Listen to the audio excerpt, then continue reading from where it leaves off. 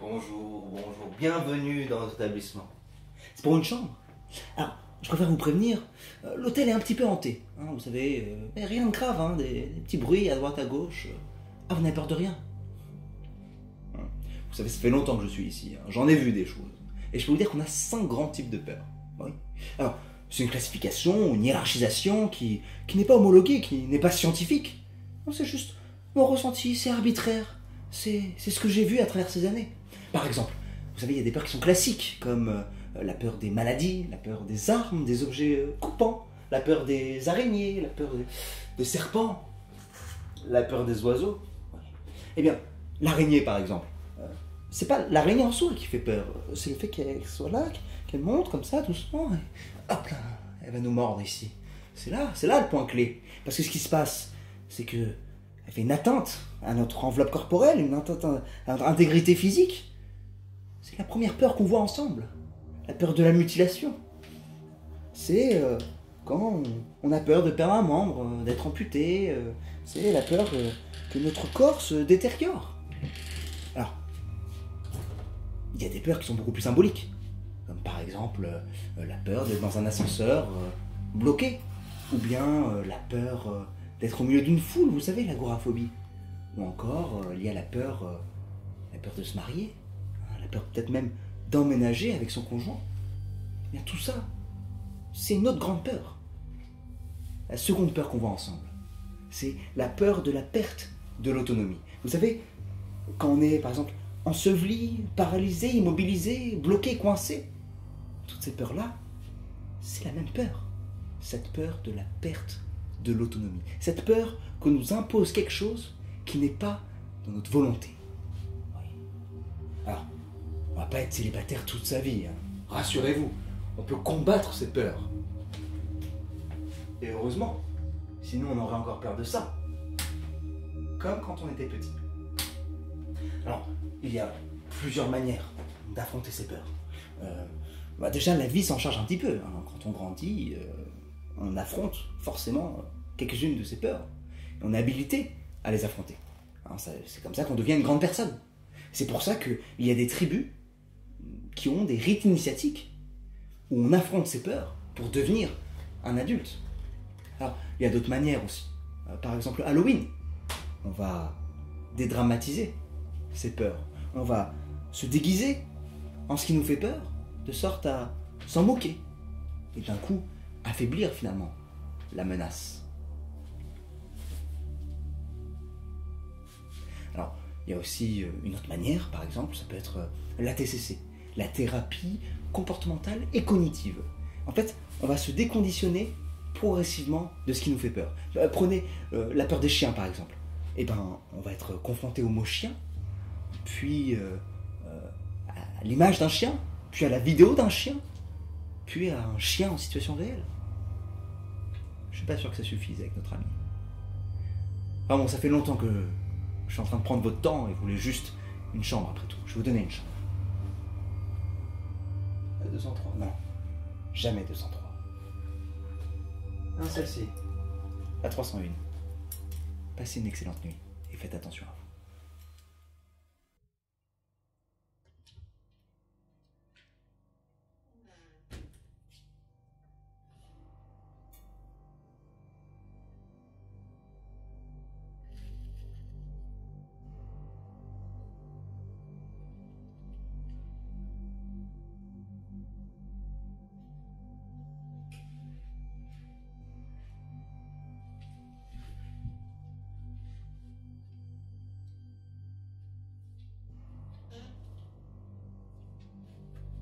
J'ai entendu un bruit.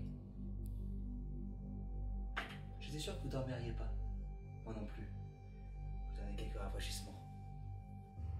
Pas peur. Vous avez eu peur? Vous savez que c'est simplement un mécanisme de défense instinctif qui vient lorsqu'il y a un danger. Hein, c'est le cœur va plus fort, plus vite, on transpire, les muscles se tendent.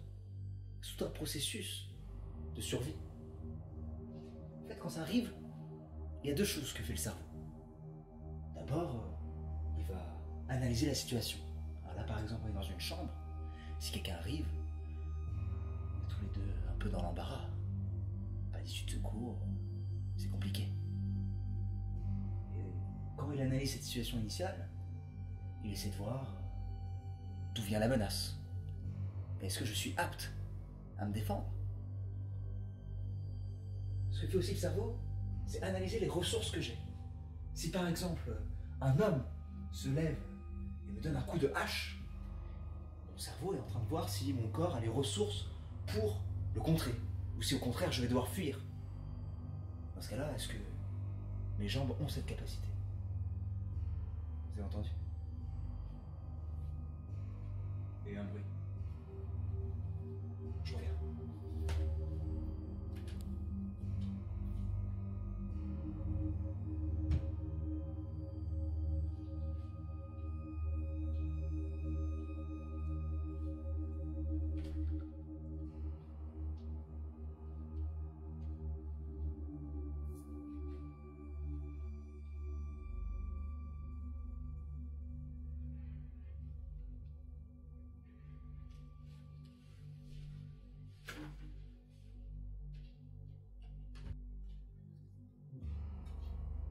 Rien à signaler.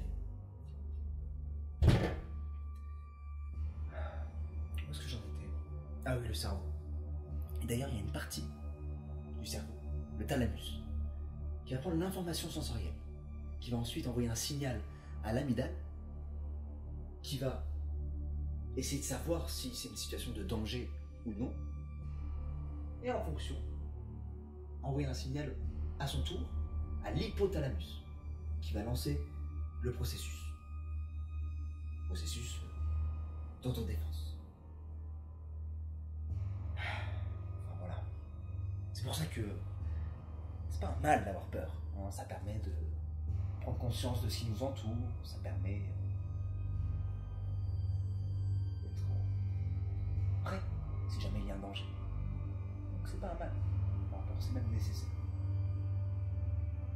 Je devrais vous laisser, mais j'aime pas vraiment être seul. C'est la troisième peur. C'est la troisième peur qu'on voit ensemble. La peur de la séparation, la peur de l'abandon. Être délaissé. Délaissé par les autres, par autrui. Transparent. D'ailleurs, lorsque on se sent appartenir à un groupe, et que ce groupe-là nous ignore totalement, on appelle ça le traitement silencieux. Ça laisse une lourde cicatrice psychologique, ce genre de choses.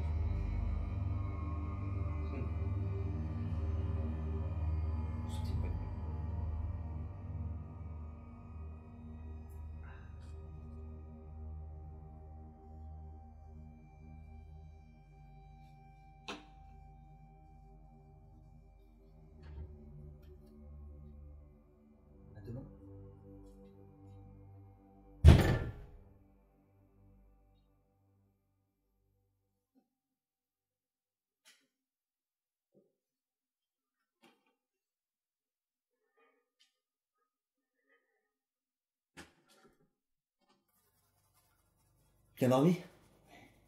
Écoutez, moi, il y a ces plaques qui commencent à envahir mon corps là depuis hier soir. C'est marrant, on retombe sur cette peur de la mutilation. J'ai appris que vous nous quittiez déjà.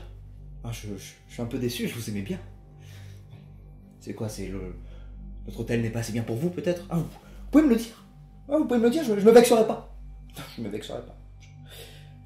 Se vexer, ça, c'est une sensation qui est très proche de, je sais pas moi, louper son permis ou un examen, ou faire une vanne et avoir personne qui rigole. C'est tout ce qui touche à notre confiance, finalement. Et c'est la quatrième peur. C'est la peur de la mort de l'ego. C'est la peur de toutes ces choses qui vont nous toucher, nous, et notre estime de nous. C'est intéressant. C'est intéressant parce que c'est une peur qui est très liée à la dernière. La dernière qui est une peur, la peur suprême. C'est la peur de disparaître. Mais attention, pas seulement au sens de mourir. La peur de la mort fait partie de la peur de disparaître, de la peur de l'extinction. Mais cette typologie, elle est bien plus large que ça. Elle regroupe toutes les autres phobies qui auraient pour objet de supprimer notre identité, comme le fait de devenir fou et de ne plus savoir qui on est, par exemple. Ou que plus personne ne se souvienne de nous, du jour au lendemain. Bouh! J'espère que toute cette petite mise en scène vous aura plu. C'est assez intéressant de se pencher sur la peur. La peur, c'est quelque chose qui évolue beaucoup et qui évoluera beaucoup. Hein. Il y a des peurs qui disparaissent, qui ont disparu, comme les Gaulois par exemple, ils avaient peur que le ciel leur tombe sur la tête. Il y a des peurs qui persistent, comme la peur des serpents, la peur des araignées, et des peurs qui arrivent, on le sait, notamment avec les outils qu'on est en train d'utiliser là, des peurs liées à la réalité virtuelle. Par exemple, on va avoir peur de la réalité, parce qu'en fait on est trop bien dans la réalité virtuelle. Voilà, on risque d'avoir peur de ne pas savoir dissocier la réalité de la réalité virtuelle. Donc c'est assez intéressant et assez amusant à imaginer, mais en même temps, il ne faut pas diaboliser ces outils-là.